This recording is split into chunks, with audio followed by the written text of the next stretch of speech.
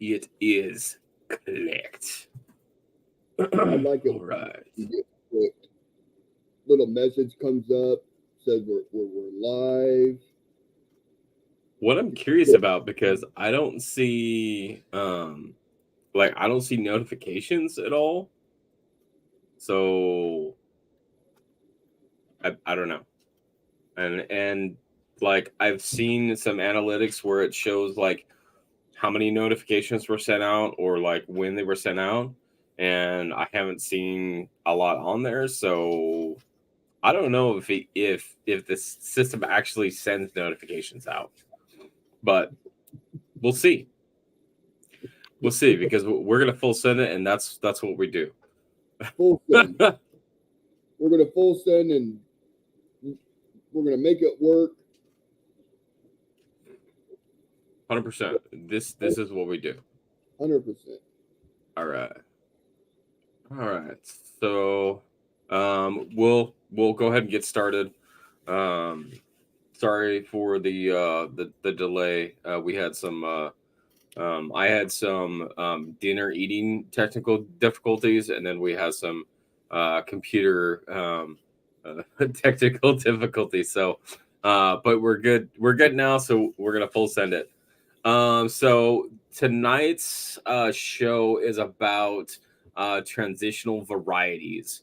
There have been a number of YouTube videos and streams, more videos that I've seen that have been posted online on YouTube that talk about some of the different varieties for transitional. And so what we mean by transitional is these are the transitions between design varieties or transitionals between dates. There's a lot of really significant changes that have happened in the US coinage over the last 80, 90 years. And so uh, changes in coin designs and changes in coins have happened naturally through the course of that time period. Just a quick example that I'll talk about is the 1943 steel set. Well, a lot of people know that during World War II, the nickel was needed. The metals were needed for the war effort. So they used steel to make the cents, the Lincoln cents in 1943. So it was a zinc plated steel cent that was used instead of the copper that from the previous years. 1944, it went back to copper. So that's just one example of a type of variety that has happened through the course of U.S. coinage. So my co-host right over here on my screen is Blues Coins, and so we got together and put together a list of some of what we feel are some of the kind of the key transitional varieties to look out for. So we'll talk about each of these items and the fact that there's a lot of these coins that you can find in your own pocket change right now.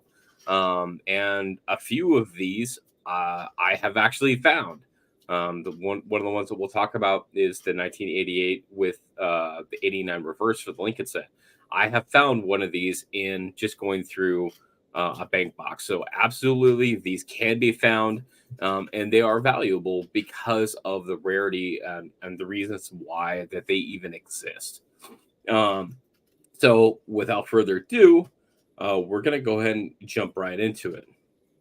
I'm gonna find my list that is right here on this box here. The first one is the 1998, 1999, and 2000 wide AM Lincoln cent. The interesting thing about these 3 years, the 98, 99, and 2000, is what's called a wide AM.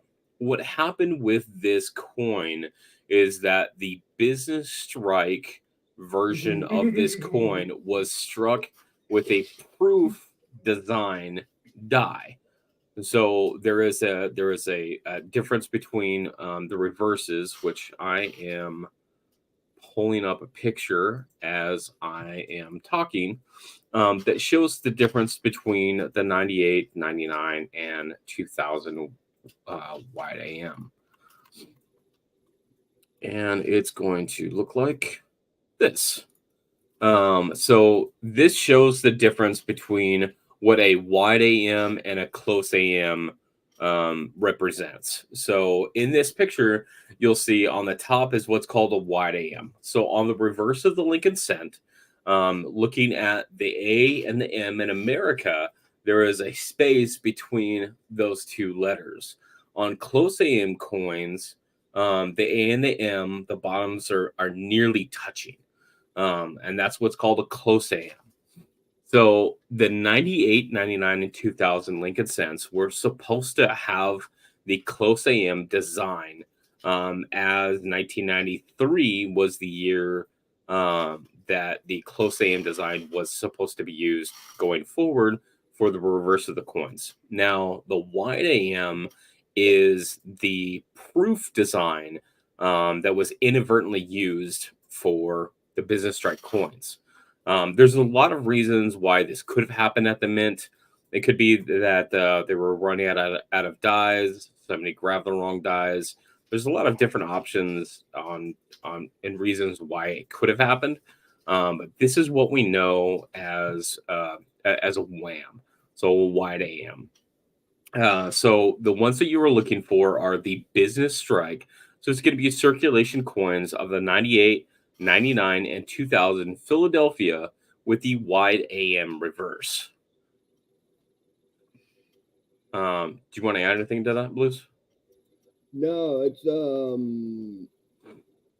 as many bank boxes that I have gone through looking for these wide AMs and closed AMs coins, I have not been fortunate at all. I know they're out there. People are finding them. They're posting them, and I'm like, good for you. Yeah, I'm happy, but it sucks for me. It got to the point where I actually bought a graded one, but I got such a good deal on it, I could not pass it up. I basically stole it. I basically got the coin for grade value. So I have found a few of these. Yeah, you found a few of them. I've found a few of these. I don't have the full set, but I definitely have found a few of these, and I would like to. I would like to get a trio of it. Has there been any talk about that these are territorial? What do you mean? I'm in Oklahoma, but does that mean they're being found more on the east side towards the coast? These were struck at Philadelphia, so I mean, technically yes, but that really doesn't mean that much, because yes, they were struck at Philadelphia and spread across the eastern side. But the other thing is that coinage flows all across the U.S. So if you're on the eastern half, you are going to have more chance to find something like these. But that doesn't really mean that you're not going to have less of a chance, just because of that these coins have been out in circulation for a while, and these could be found in pretty much anywhere at this point. Yeah. I know on the Denver side, I mean, I could almost throw a rock 3 times and hit the Denver Mint. Right. And I mean, I'm not even coming anything close to finding anything on the Denver side of these coins. So maybe I'm just in a bad location to be finding these things. But other people are finding them, and I'm happy for them. It's nice that they're being found still to this date. So that's just a bonus. All right. Do you want to do the Roosevelt dime? Yeah, I'll talk about the 1969, 70, and 1970D Roosevelt dimes that was struck with a 1968 S proof reverse. Um, Known as the Roosevelt dime with the reverse of the 68 proof, which by additional details in the torch flame. So if you look at the flame of the torch, you got those right in the middle, and then going just to the left of that, you got those nice little grooves going across there. The proof reverses, those grooves are well defined, like you're seeing in this picture. So, and on the business strike ones, they're kind of more closed in, filled in, not so defined, just barely tell that there is lines going across those. Um, they will definitely have a stronger detail than the business strike used than the circulation coins. Um, I did find one of these. I found a 70D in pocket change that has the 68 reverse on it. I was ecstatic that I actually found something. So And these these can be are found in which one? I found a 70D. No, this design can be found on what coins? That he did just shoot 1969, 1970, and in 1970 Denver. Okay. So great coin to be on the lookout for. Not a lot of talk about them. I don't know how many people are actually searching for these things, but you don't see a lot of pictures. You don't see a lot of people talking about them. But this is one of significance that should be added to any collection, in my opinion.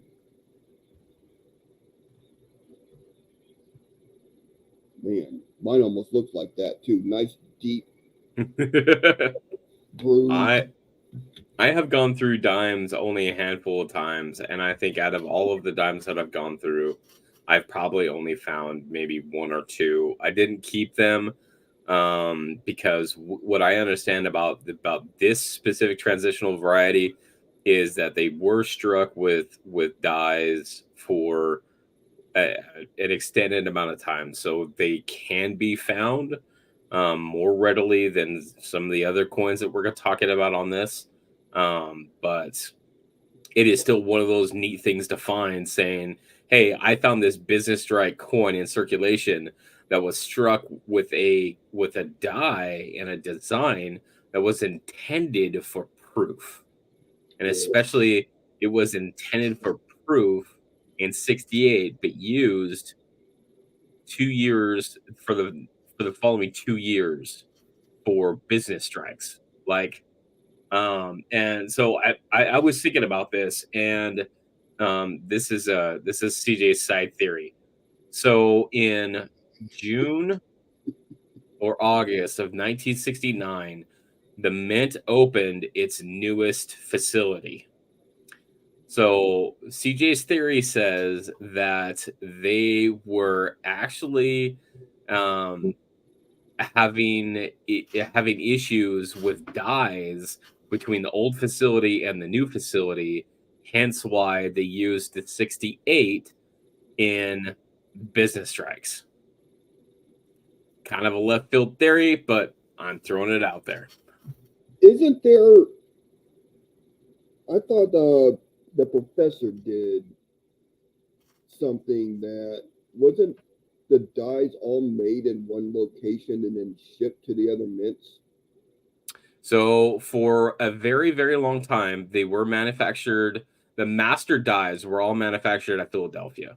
The business strikes, and later on, um, they were the actual production dies, the business strike dies, and and later dies were created at Denver, but for the longest time, and I think still currently, the master dies. So the top end of the die creation pyramid, they are still prepared at Philadelphia. Yeah, But I just thought it was interesting that this is a 68 reverse that was used in both 69 and 70, which happens to be the exact same time that they open the new facility and they are breaking in their new equipment. yeah, I'm just yeah. saying it's convenient. I like your theory on that.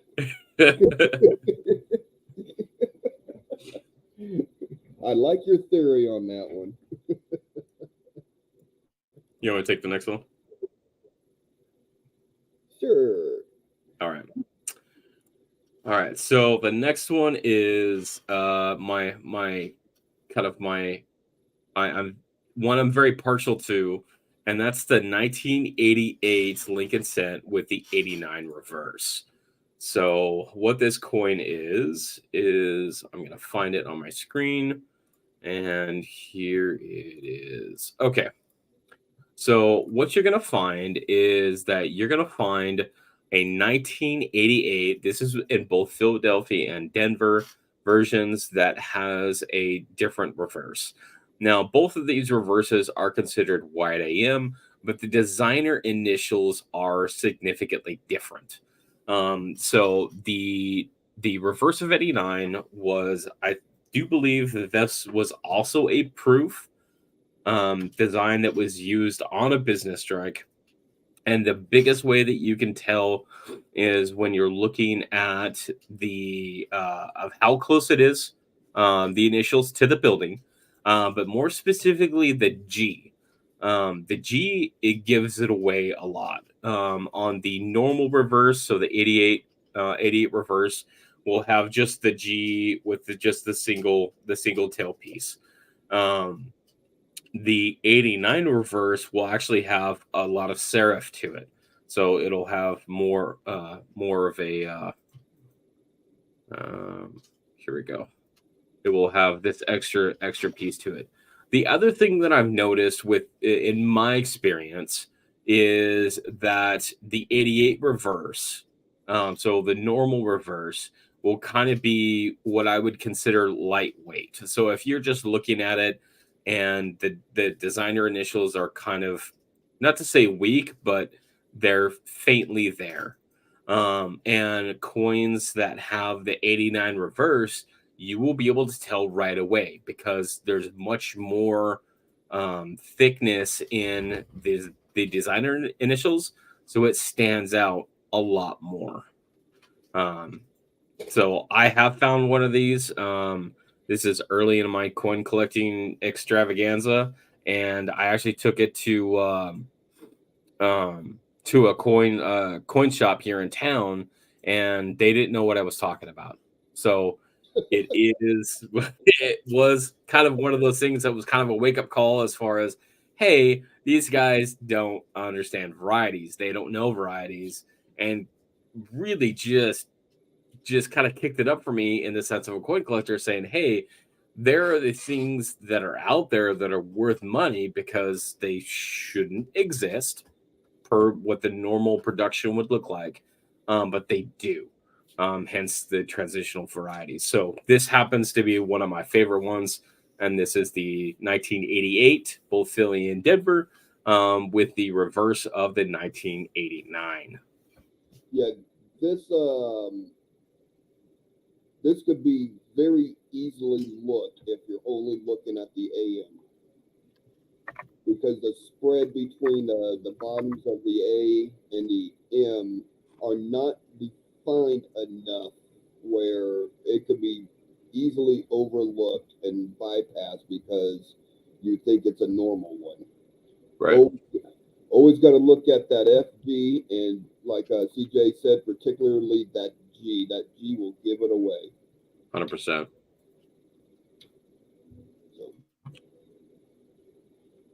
All right. Next one is yours. Next one, 1998 and 1999 Lincoln Cent proofs. Oh, Um, all proof Lincoln cents from 1993 to 2009 should have the letters AM of America separated, or also known as a wide AM from another.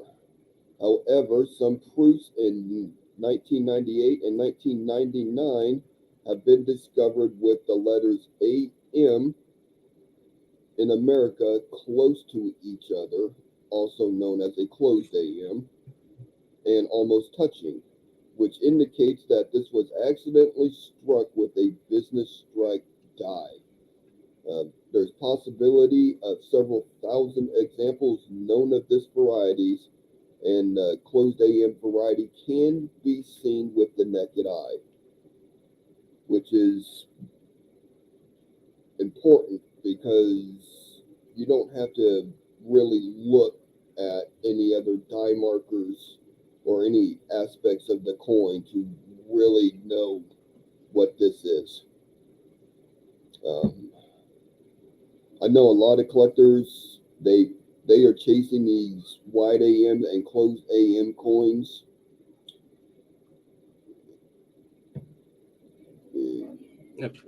I think a lot of collectors know of the business strike, the circulation ones, and look for those. But I often feel like the proof ones are overlooked. So this could very well be a great find in um, a local coin shop where they have uh, um, proof sets. I'm sorry, I was trying to think of the word. They have sets that you could basically just look at and look at the reverse of the Lincoln set to determine if it's a wide AM or close AM. And if you find one um, that is the wrong one, then you could instantly be able to turn it for a profit. Now, since these are business strike dies that were used, they're cleaned and polished before they're used to strike proof coins, which would give it the proof like appearance on the coin. Is that correct? Yes. So if it was struck in a proof coin striking setting, then um, it would have been treated just like a normal proof. So it would have only a certain number of strikes, and it would be dressed and polished during its foray into striking. Okay. Yeah, because I got to thinking, I'm like, well, if the business strike die on a proof planchet, I mean, you would think that would just stick out like a sore thumb. Potentially. But if they're dressing the dies before being put into the striking chamber, then I could see how it will definitely have that proof like finish and the proof like strikes on them. Right.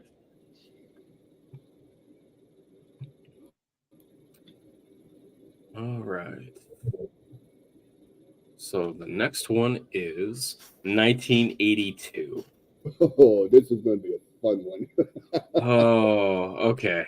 So for 1982, there's a lot of people that know um, that there's a lot that went down in 1982.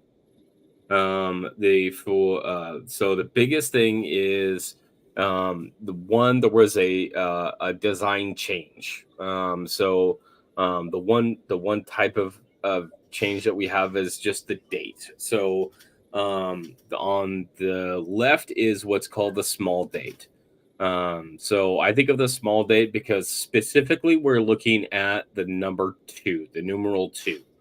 So for the small date, it has a slight curve on the on the down bar, with a really light bottom edge on it.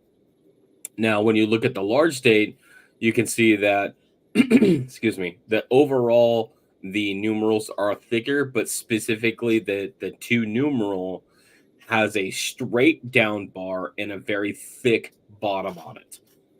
That's what I always look at. I look at the number 2, and I can instantly tell the difference between a small date and a large date for the 1982. So that is just one type of variation that happened with the 1982 cents. The other change is the 1982, about halfway through the year, there was a change in the what's it called? Oh my gosh, I totally lost the They had a what metal. the composition. There we go. Words. The composition. So before basically early 1982s and prior were struck that were mostly copper. What they did is they went from the copper and they went to basically a copper plated zinc zinc cent. This was cheaper, a cheaper alternative to the copper. And so for 1982, you will have a small date, large date, copper and zinc, Philly and Denver, with the exception of the 1982 small date copper Denver. That is the one that, according to all records of for the mintage numbers at Denver, that they have basically stated we have never struck a 1982 small date here at this facility on copper. So if you happen to find one of those that is a small date and weighs 3.1 grams, that is a copper and is a Denver, that is the unicorn. That is the one that we are all looking for. So a lot of coin collectors will have things such as scales, specifically for that reason. It's because a lot of us know that, hey, in order to make sure that we have all of the different varieties, especially for the 1982s, we need to weigh them. It either weighs 2.6 grams or 3.1 grams. 2.6 is 2.5, 2.6 is your zinc, and 3.1 grams is your standard copper. Remember on your scales, make sure you get 2 numbers past the decimal point, because the scales will round up and round down. So if you got one that's 2.6, it could potentially round up to be 3.0.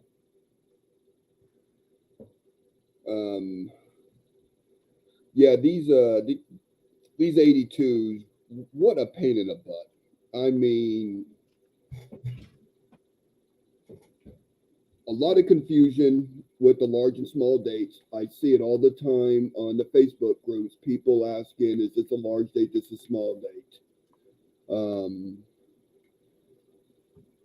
We try to educate them. We put the actually pictures just like the one you're looking at for them and tell them save this, so you could always refer back to it when you're looking or have a question. So once you get your head wrapped around what to look for on these, then you won't ever have to ask the question again. And then you'll be able to help other people. Something that I would recommend, especially if you plan on being a long-term collector, is build yourself a set of the 7 varieties of the 1982. Consider that your reference set, and if you ever get confused down the road, you can always use it for double reference. Yeah, you could actually find sets of them. Yeah, there you go. I found this in a box that was sitting back on the shelf that was forever lost. And it moved from that end of the house to this end of the house, and it sits on this desk, going to be forever lost. So, yeah. I do like the 82s. Trying to get a good quality, higher grade set of each of the copper and the zinc it's fun. And still looking for that unicorn. Still looking for it. All right, 92. 92 and the 1992 and the 1992 Denver closed AM. So we're back to this picture. We're back to that probably that same picture with the wide AM and closed AM. Yep. It is an extremely rare and valuable variety that could still be found in circulation. So always be looking for them. The varieties include the 1992 closed AM and the 1992 D closed AM, which are the type of transitional varieties that remain extraordinary, elusive, despite the fact that more than 4 billion coins were made. So I don't know why we're not finding more of them. The reverse of the closed AM variety was intended to be used for striking circulated Lincoln cents beginning in 93. So kind of seems like one of those situations where, oh, we ran out of reverse dies because we produced too many coins with them and they just took ones off the shelf or they got mixed up in the rotation. And 1993 reverse dies were used to strike 1992 cents, which in turn gave us that closed AM transitional variety. Another unicorn coin. This is probably going to be more easily found than the 82 small date Denver copper. I was waiting for that. Well, I'm like, I still got words to say. Hold on. Just keep adding. Yeah. Just keep adding until CJ starts shaking his head. Yes. Yeah. Copy. So, yep. Closed AMs, wide AMs. There's a bunch of them in different years. Your red book will actually have those listed. So if you're not sure if that's supposed to be a closed AM or wide AM transitional, your red book will tell you. It'll tell you that there's a wide AM and a closed AM transitional variety for that particular year. So you could always use the red book as a quick reference. It will even have, there'll even be pictures to show what to look for. Thank you, CJ. I was looking over here for my book, and the only thing I'm easily spotting is that 82 set. Yeah. There's a bunch of them right there. In case you're wondering. Don't pay attention to the pricing in the red book. Just use it for all the reference. So, yep, one of those elusive coins that doesn't seem to show up in any of the boxes I search. All right, 1970, small day and large day. For those that don't know, there are a number of dates that do have small and large dates. Some of them are more valuable than others. The 1974 is probably the least known that actually has a small and large date, but either date doesn't carry more of a value than the other. Now, some like the other ones that we'll talk about on this particular show, they do carry a value. So this happens to be probably one of the ones that I've found personally as being one of the hardest ones to tell. But I'll give you some hints. So this is the 1970S small date, large date.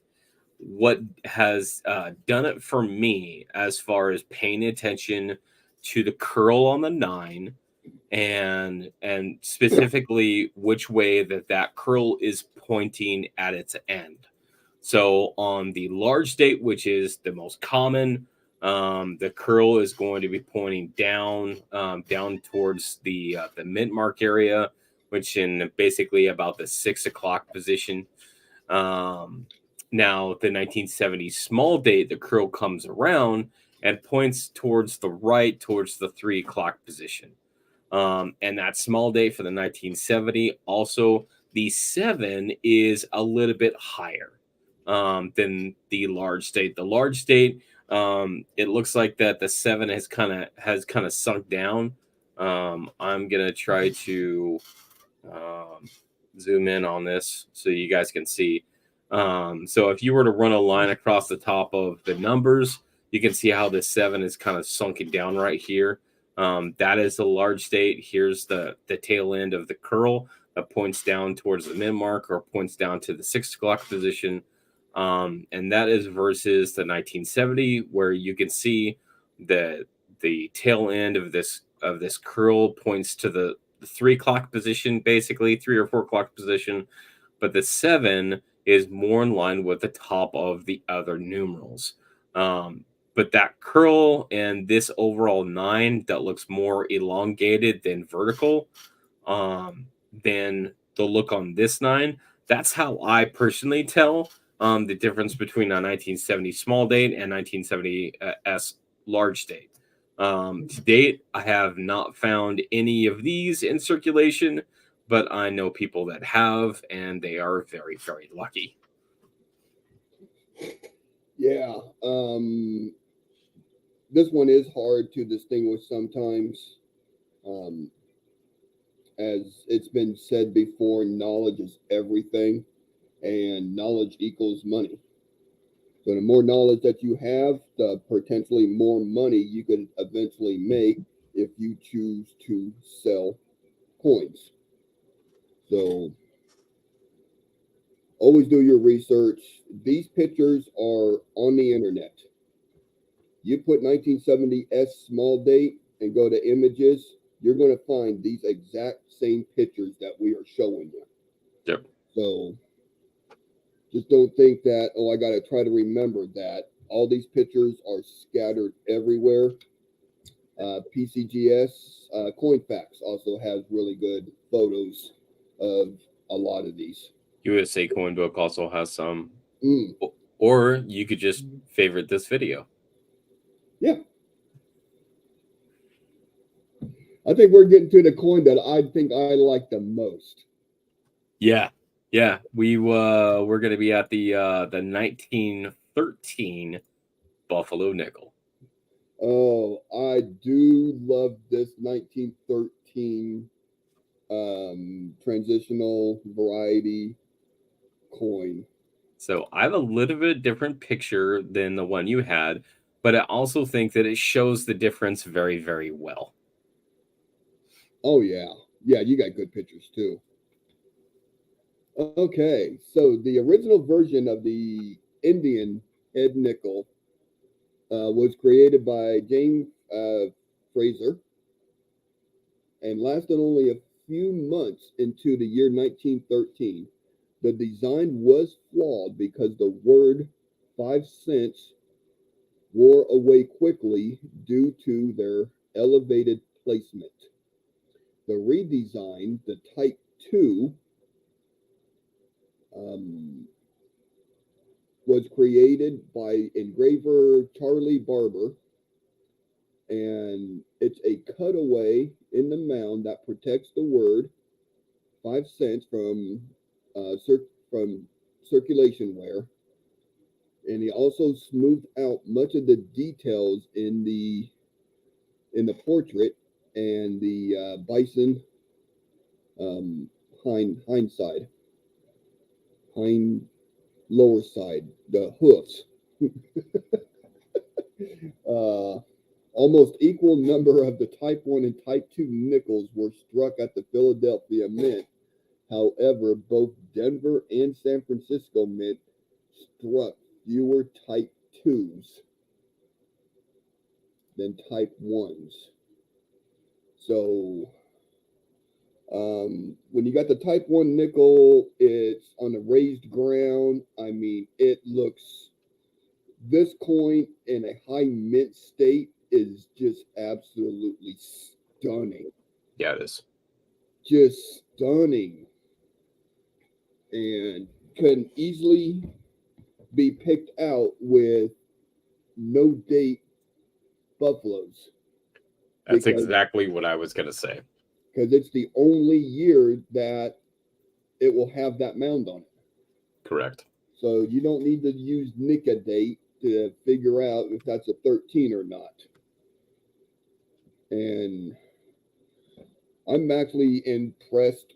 I like the appearance of the Type 1 more than the Type 2. Mm-hmm. So with the Type 2, you could see that the mound has been basically, it was, used the word, dug away. So it's recessed. It's below the hoof with a little shelf line, and it is basically being protected by that and the rim. So you will see more definition in the 5 cents on the 13 with that Type 2 no mound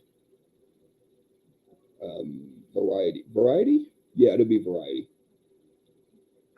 Yeah, the this happens to be one of the very, very few coins that has such a distinctive design style that you could have no date on it and know exactly what year it is and what type it is without referencing anything else.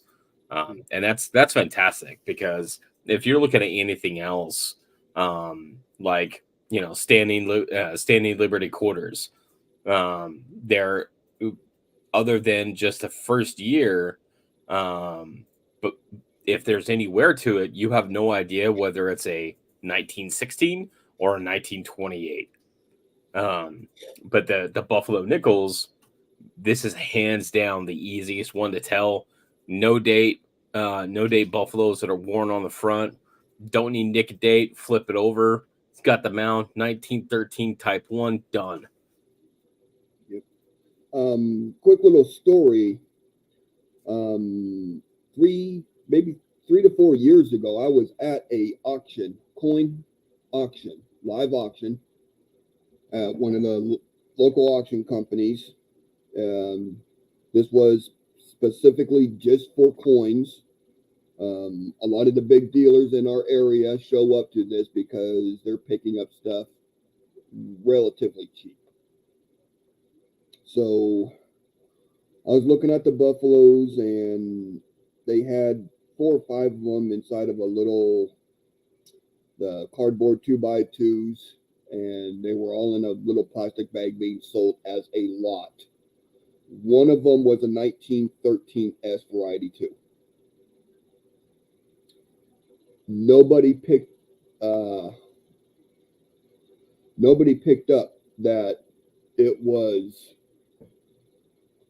that variety, and I picked it up dirt cheap.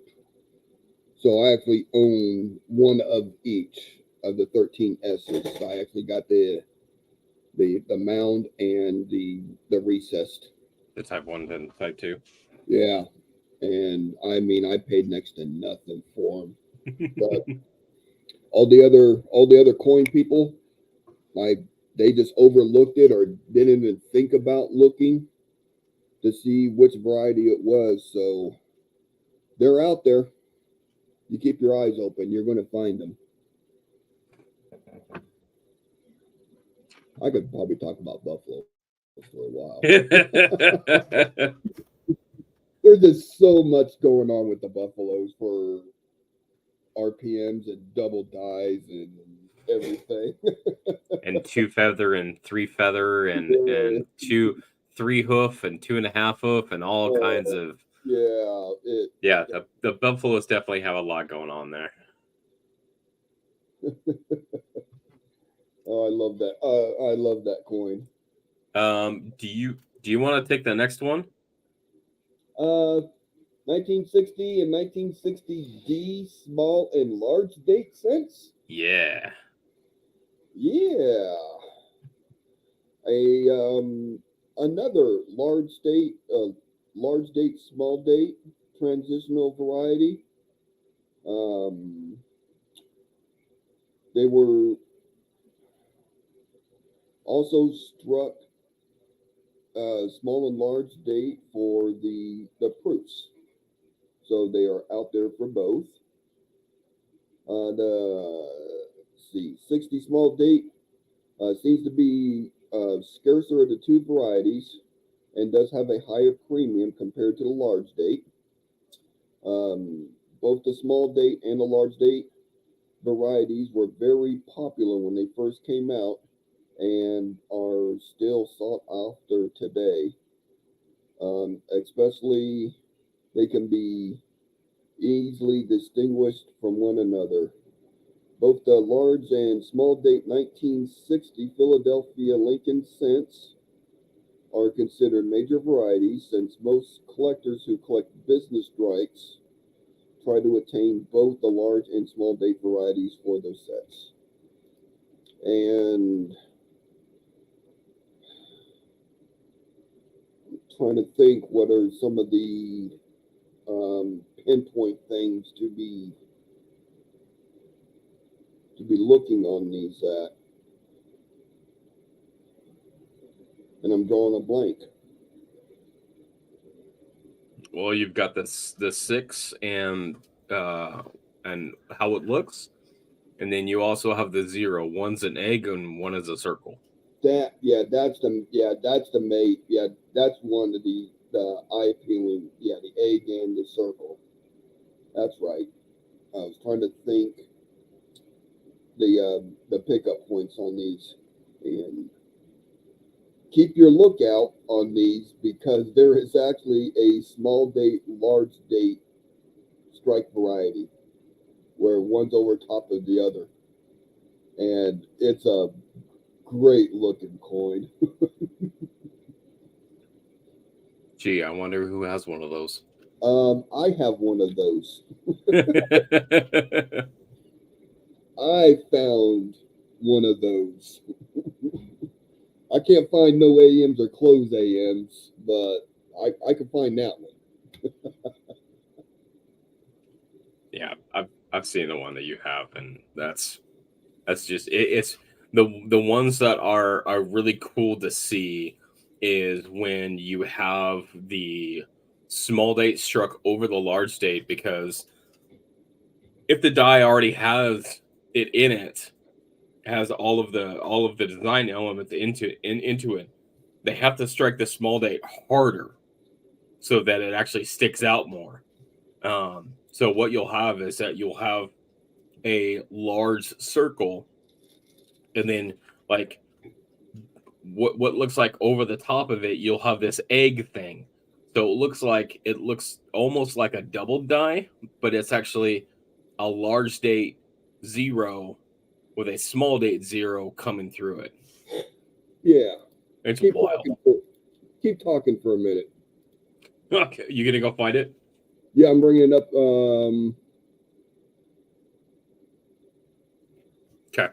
If if So if for me personally, the looking at the small date 1960 is just a couple of things. The first one is the six. So the six, it stops basically over the top of the edge of the inside curl. So it looks like that it's uh, I don't know of a better way to explain it other than it looks like it's incomplete. But then you have the zero. The zero is really kind of the giveaway point for the small date for me, because it looks like an egg um, versus a large date. So when it's a skinnier oval looking, that would be your small date. Now your large date with the six, the top of it hangs much further over the inside curl, which comes down and points at like your 10 o'clock position. And then your 0 is a nice, good long, good circle. So Blues is bringing up his. I'm gonna kick this up on a large screen. So this is what we were talking about, where you can see the changes between the large date and the small date, where you have that large date circle, which is the outside of it, but then at the middle of it is that egg shape, the egg shape that is right in the middle of it. So it almost looks like a double die, but it's actually not. So this is a great looking one, and if you can find one of these bad boys, then yeah, these are great varieties to find. Yeah, one of the die markers for this is there is actually an RPM with it. And if you look above the top of the D, just to the right of the middle, you'll see a little line come up. And that is actually one of the die markers for a D over D, because mint mark positionings were different for the large and small date. So you'll actually have a little bit of an RPM along with it. Nice. So I'm sorry, I had to click like 19 buttons to get this thing to work. No, it's all good, man. That's that right there, and you found this in Change, right? This was actually found in that big hoard lot that we picked up. Okay. When we were just going through, and I had just stacks of coins, and I said, "What side do you want?" And that was your side. And this was. So you could tell by that coin that Blues was showing that that is a circulation coin. So that was in circulation and it was pulled out at some point. That just proves that all of these varieties that we're talking about right now, these could be found in circulation. Like these 100% can be found in circulation. Yeah. If you ever seen one of these in a mint state, oh my goodness, such a beautiful coin in the mint. Oh yeah. The detailing of it is just phenomenal.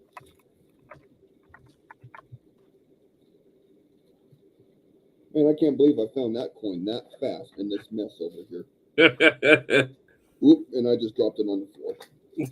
And it's gone. And it's gone. Down the air vent.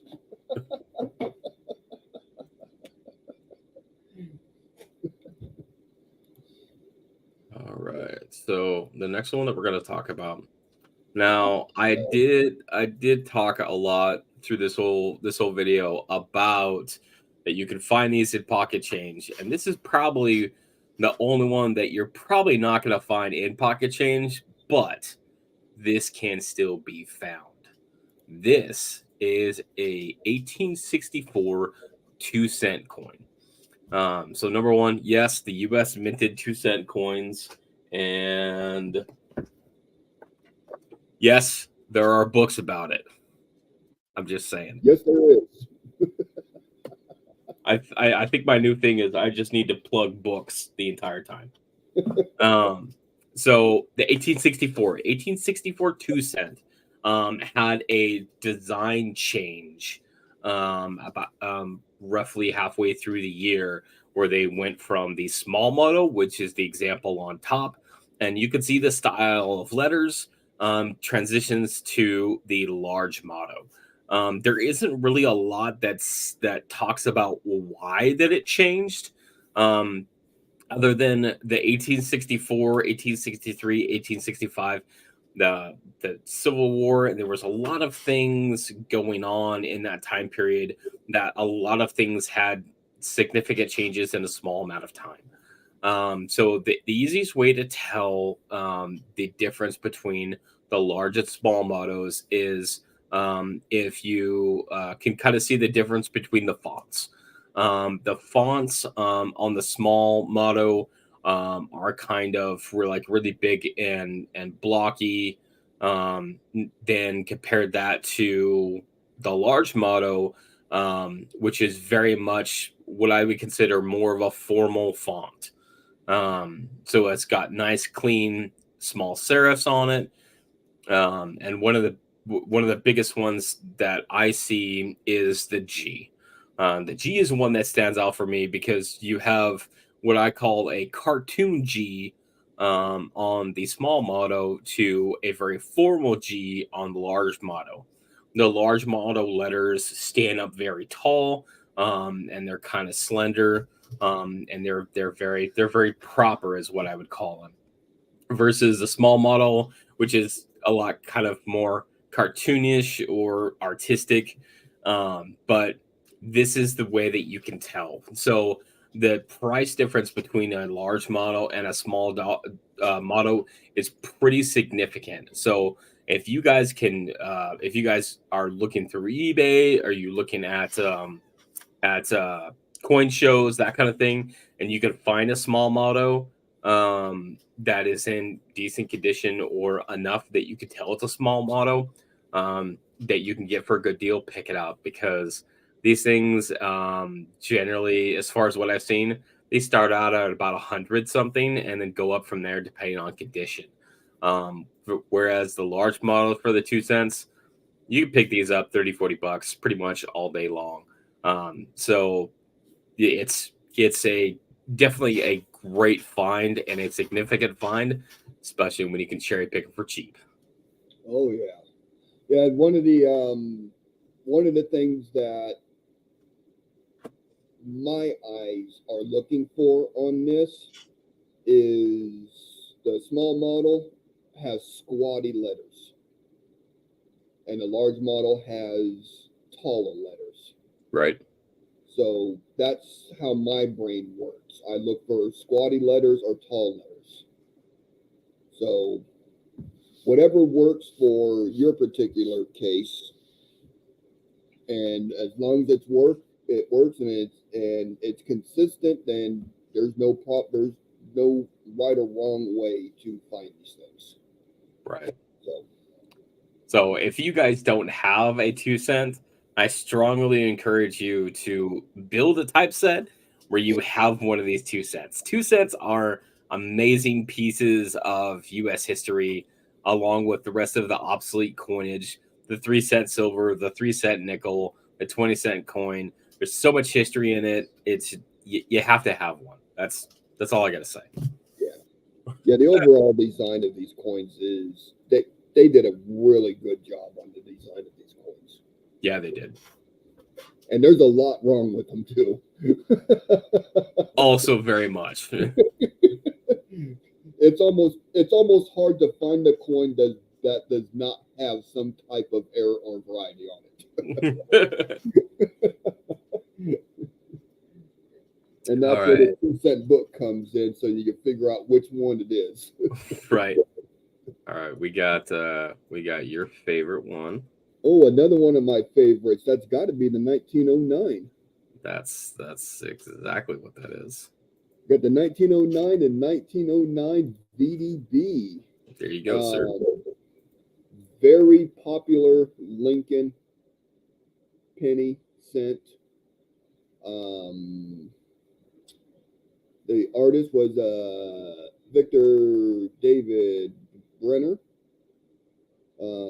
It was designed a couple years earlier, and it was used for the designing of the new Lincoln cent. Um, Early August 2nd, 1909, the Lincoln cent was released to the public with a lot of fanfare on it. However, there were some complaints among the location of the initials, the VDB, on the back of the Lincoln cent. The initials were located under the wheat stalks on the very bottom of it. The U.S. Mint did respond to the criticism by removing the initials. And that's how we came up with VDB and non-VDB. Um, the results that is 1909 Lincoln cents do bear the VDB initials and others do not. In 1918, the Mint restored Brenner's initials to the Lincoln cent, but this time in a more discreet fashion. And it is under Lincoln's shoulder on the obverse. So I'm going to throw in a little history fact about this one. So that 1909 was the first coin in the wheat series, the wheatback series, that was changing from the Indian head. So the same year, there was also a 1909 Indian head penny cent. Um, this coin in itself had so much controversy because the original design actually had Victor David Brenner's full name on the reverse, and people thought that was the most appalling thing that they've ever seen because he wasn't a figurehead, he wasn't a president, and to have a name so prominently displayed on a coin was almost blasphemy. So the original design actually had his full name, which was changed down to the initials. But again, it was okay at the time, but there was still some public outcry that someone's initials, basically their name, to appear on a coin in such a prominent position that really kind of almost defaced the U.S. coin. So that's why it was removed later on and gave us the non VDB or the no VDB Lincoln cent that continued until 1918, where the VDB was placed back on the obverse. But uh, to picture the original design with Victor's name all the way across underneath the weak stocks is kind of crazy to see, to picture. So yeah, like it has been this coin did come about and has literally had controversy pretty much since its inception. But it's a great coin to find. You can find this in pocket change. You can find this at coin shows. Again, to complete a set of Lincoln cents, you would need one of each. You would need the VDB and the non VDB. Not only that is that you would need the 1909 S VDB, Yep, because that's one of the keys. yep. That's a very big key date and one that is faked a lot. Yeah. So if you are actually looking at a raw example of the 1909 SVDB, be extremely careful. I was talking to one of my dealer friends last weekend at the show at one of the coin shops that I frequent, and they sold a raw copy of the 1909 SVDB. The buyers sent it in, and it came back fake. Ooh. Now the coin shop stepped up, and they did the right thing. That's why I love this coin shop so much, because they're like, okay, well, we didn't know, you didn't know, so they actually refunded his money and the cost of the grading. Okay. So That's cool. they stepped up and even covered the cost of the grading. And there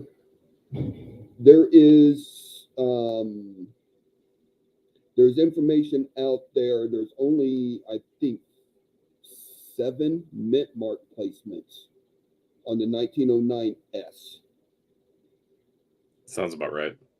and you basically have to compare the mint mark placements to actually verify if it's real or not. Because these guys are getting real good about hiding the fact that they added an S to it. But they can't get that mint mark placement correct. So maybe that's a good thing. yep, that is a good thing. Yeah, the VDB non-Vita D must have if you're a scent collector. Got to have one of each. Um, most collectors have a complete set of wheat pennies. They do not have an SVDB. I do not have an SVDB. I ain't paying that kind of money for one. I will find one in the dirt with my metal detector for it. I'm going to have to stumble across one by mistake for me to own one. Because they are pricey, but there's a reason why they're pricey. Yeah. Because the mintage on them are minimal. All right. Yeah. So 1979. We're getting a little bit newer before we go back in time again. So what an epic fail this coin was. The 1979 Susan B. Anthony dollar. So for those that don't know, the Susan B. Anthony was struck between 1979 and 1981 before completely failing, and then coming back in 1999. And a lot of us in the tight knit community that we are in have nicknamed this wonderful coin as the Sea Hag. So it's just it's not a great design, but it was an attempt for the U.S. to create the dollar coins. There's a lot of story behind them. So I think one of us has a video on the dollars about why they were created. So take a look at those. But specifically the 1979 Philadelphia. The 1979 Susan B. Anthony struck at Philadelphia had two different versions. And the reason why that they had these two different versions was basically a way to adjust the design mid-year to make it seem better designed, or to make it more aesthetically pleasing. So the basics of is that you have a narrow rim and a wide rim. And the difference is basically the thickness of the rim. So as shown in these pictures right here, is that the easiest way to tell is you look at the space between the bottom of the one. If it's far away from the rim, that's going to be your narrow rim. If it's right next to the rim, basically looks like that it's sitting on top, that is your wide rim. So the narrow rim is the normal strike for this coin. So the ones that you want to look for that do carry a premium are the wide rim. So easiest way to tell is just to look at that space underneath the one. And if it's close to the rim, that's your wide rim. I do believe I have one or two of these in my collection, just to have, one of each. I did purchase it. So I have not found one of these in real life or in my searching. But that doesn't mean that you can't find these. The Susan B. Anthony dollars are still really readily available in circulation, so these can still be found in your change or going through coin roll hunting. And this guy does not have a wide rim variety because I can't find one, and I choose not to buy one. that makes a few of us. Yeah. A lot of controversy with the Susan B. Anthony, and there is a lot of great articles about it on the internet. So I challenge you to go and look at some of this stuff and do some reading, because I mean the outcry of this coin was just bad. I mean, some of it is actually funny. So there is your homework, and didn't think you're going to get homework watching the live stream. I'm challenging you to go do some research on that, Susan Van Anthony. You're going to get a good read out of it and probably a good laugh. So Yeah. there is your Next, challenge. next up, your other Oh, favorite. oh man, I love these. I love these nickels too. Uh, 1939, Jefferson. They did have a redesign in 1938 going from the Buffalo, and then when they came up with the Montesino nickel in 1938 and phased out the Buffaloes in 37. 1940, 1939, um, PD&S, It, Philadelphia, Denver, and San Francisco. it Blues. I believe it's called Monticello. Monticello. See, words are hard. Just, just curious. Thank you for that. I appreciate that. I have trouble with words. So, anywho, in 1939, they actually have nickel reverses of 1938 and 1940. Um,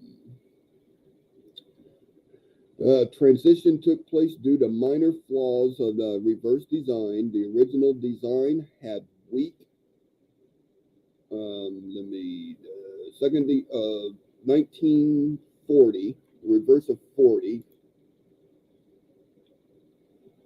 See, I know a lot about these coins and I'm getting them mixed up. The transition took place due to the minor flaws of the reverse design. The original design had weak and curved step details on the Monticello building. The easiest place to notice the curving is on the steps on the center below the last step. So if you're looking at the building, you're looking the basically the last step. There's going to be a curve. Therefore, with the new design or the 39 reverse of the 1940,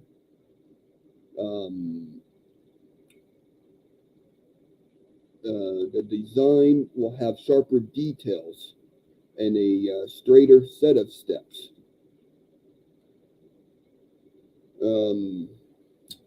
The 39 with the reverse of 38 had a very short period of time for production, so they are scarcer out of the two reverses. There, there's a little bit more reading on this that I probably should have done, but I kind of like these coins, and I do own the complete set of the 38s and 39s and the 40s, particularly the 39s with the reverse of 38 and the reverse of 1940. So you're always looking at the steps of these. The reverse of 40 will have much sharper details, as you can see on the photo. The reverse of the 38 will have a slight curve going across the bottom step. So very sought after. You could find these coins. You could find 1939 graded coins that are not designated reverse of 38 or reverse of 40. So you do your research out there and you could actually find these that have been graded and not been identified on the label as such, and you will pay a lesser price for it. because they're not attributed that way. So I'm always looking for these coins every time. I'm always looking for these 38s and 39 and 1940. The first 3 years in high state grades. But one of my favorites. It is a. It could be a tough set to build, especially when you need one of each of the mint marks for the Philadelphia, Denver, and the San Francisco, and with the reverse of 38 being more scarcer than the reverse of 40.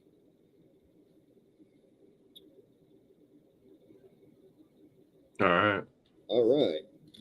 Yeah, this is one of those that, like, if you did not know about the stairs, then you would not be able to tell really the difference between these. And to have a 39 that has two different other years of reverses, like the 38, I can kind of understand because they might have had a reverse die left over, and they're like, yeah, let's just use this.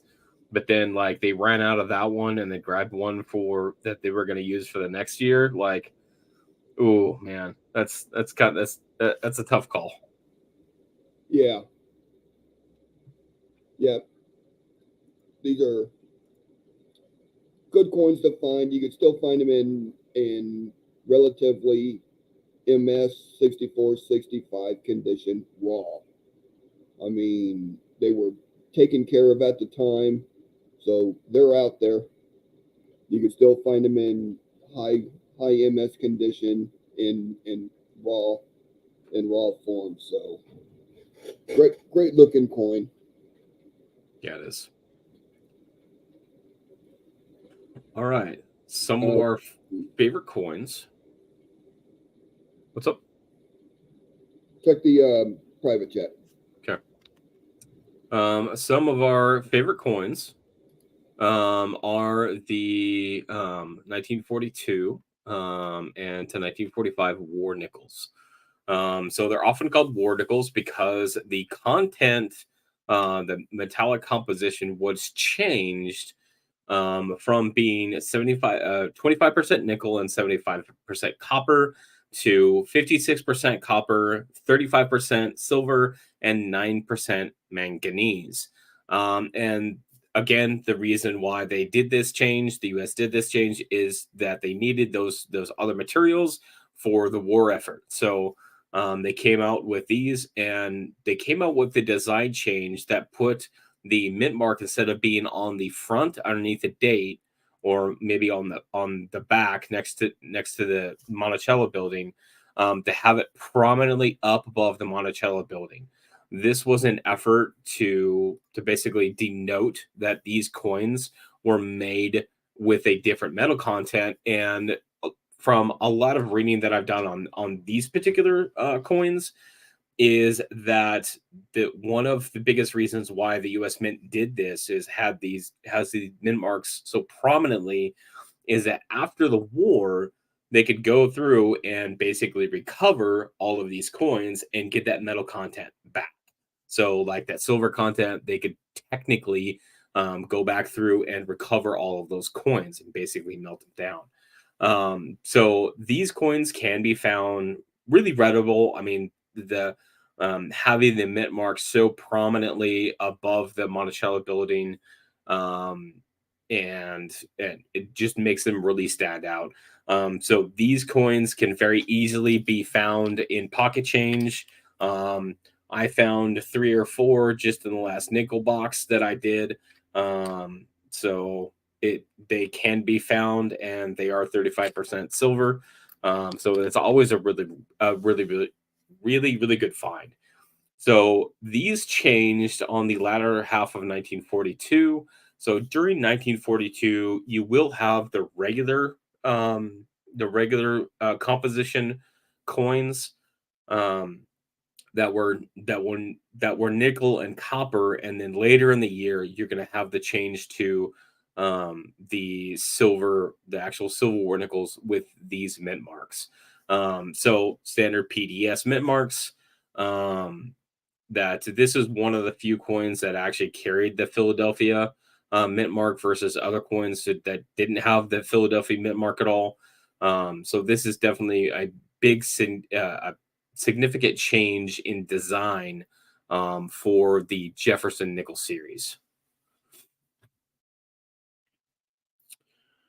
All right. So the next one that we have is going to be two parts.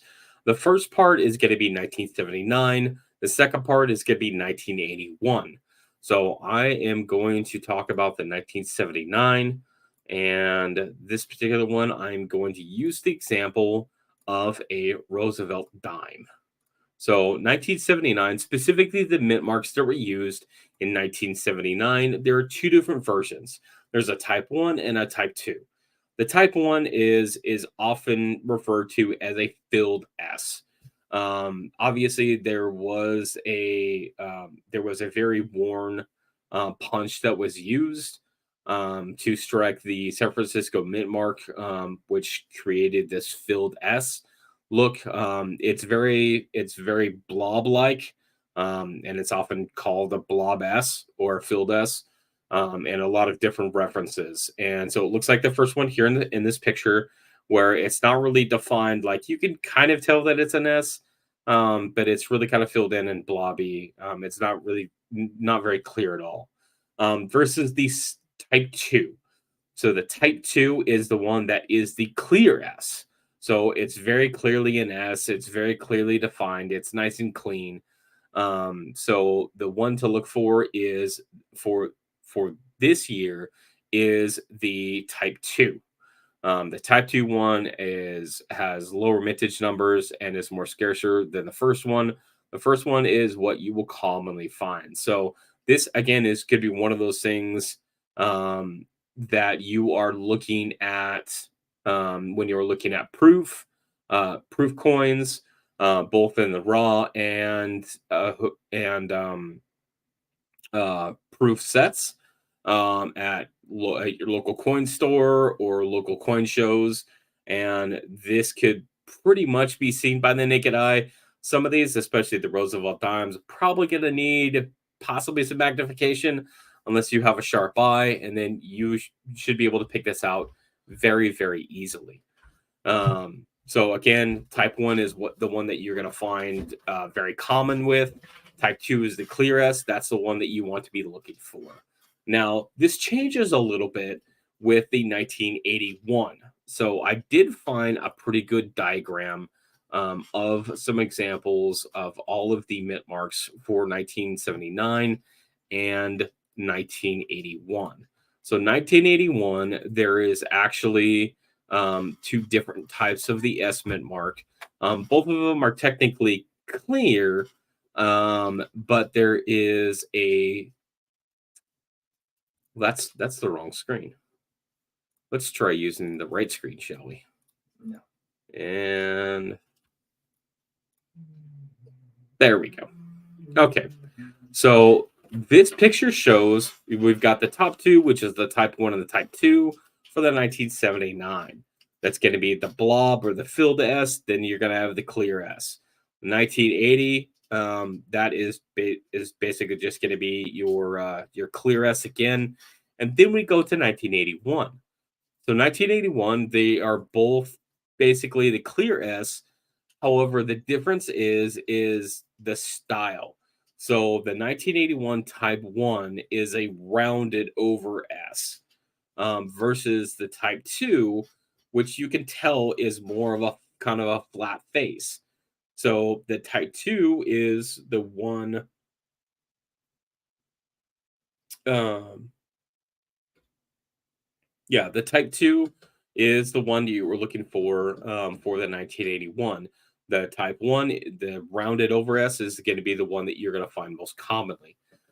So it can be confusing when you are looking at the different types of mint mark styles for the San Francisco, especially on proofs. But I found examples like this actually give it pretty easy reference. Again, this is one of those things that you can look for, either proof coins in hand, that are raw by themselves. You can look for these in proof sets. Like I've got a proof set right here on the desk, um, um, where you can actually look at the different mint marks on the coins and potentially find one of these that has a kind of a rare variety of mint mark style that was used. So the other thing that I personally have picked out between the Type 1 and the Type 2, for the 1981 is the Type S. It To me, it looks pretty much the same thickness all the way around the S versus Type 2, which has kind of a bulb at one end and a bulb at the other end, where the kind of the end of the mint mark is flared out. So that's how I kind of look at it, between the Type 1 and the Type 2. So 1979 S Type 1 is blob or filled S. Type 2 is clear S. That's what you're looking for. 1980 just has the same style. Then 1981 Type 1, that's your rounded S. And then Type 2 is your flat S.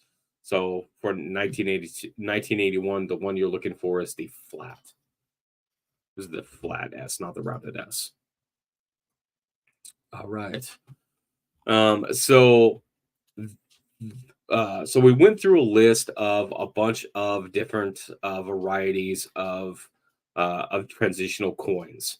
For a recap, we had the 1998, 99, 2000 wide AMs.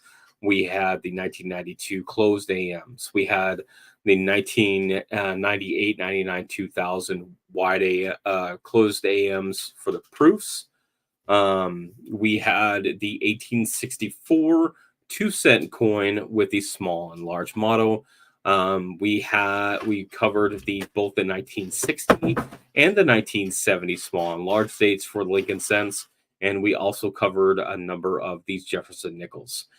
So the Jefferson nickel, we covered the 1939 with reverse of 38 and 40, and the war nickels. Then for the larger coins, we also covered the 1979 Susan B. Anthony. So we appreciate you guys coming in to watch this video. We wanted to put something together just so that it had a lot of the kind of the key transitional varieties that you can find while coin roll hunting or shopping online. Because the more knowledge that is out there, the better that people collect. So want to thank everybody for coming in, and thanks for everybody that dropped in. I see a lot of faces that I've seen before and some new ones. So I appreciate all you guys coming in.